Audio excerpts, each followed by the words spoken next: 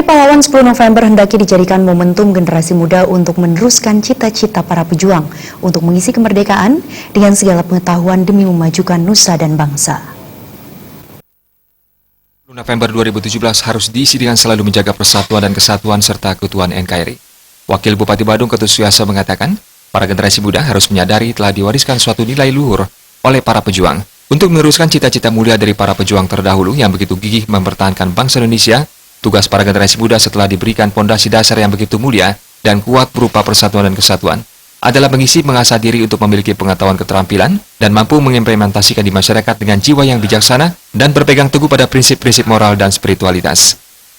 Pemuda sekarang ini harus menyadari juga bahwa tugasnya sekarang setelah diberikan modal dasar yang begitu mulia dan kuat berupa persatuan dan kesatuan hidup berbangsa dan negara oleh para muda kita itu, maka dia tugasnya mengisi adalah dengan sedini mungkin untuk mengisi, mengasah dirinya untuk memiliki pengetahuan, keterampilan dan mampu mengimplementasikan di masyarakat dengan jiwa-jiwa yang bijak dan bijaksana dan berpegang teguh juga pada prinsip-prinsip moral dan spiritualitas itu sendiri.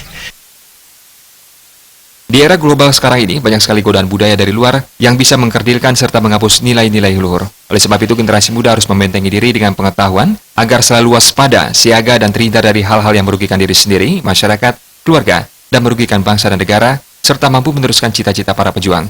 Sehingga ke depan, generasi muda menjadi generasi yang mumpuni, tangguh, dan akan mampu mengantarkan masyarakat, daerah, dan bangsa ke arah yang lebih baik sesuai dengan cita-cita leluhur yang tertuang dalam pembukaan Undang-Undang Dasar 1945. Putu Ratna, Bali.